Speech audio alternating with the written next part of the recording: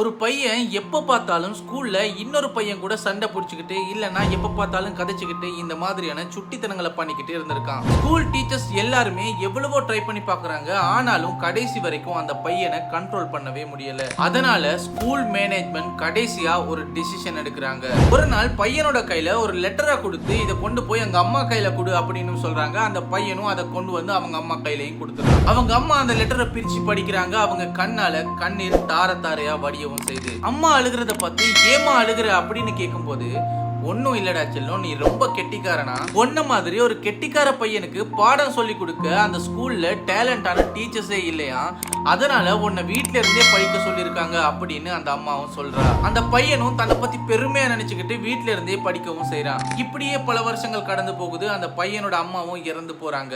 அவனும் ரொம்ப நல்லா படிச்சு நல்ல நிலைமைக்கும் வந்துடுறான். ஒரு நாள் அவன் இருந்த வீட்ல இருந்து இன்னொரு வீட்டுக்கு ஷிஃப்ட் ஆகிட்டு இருக்கும்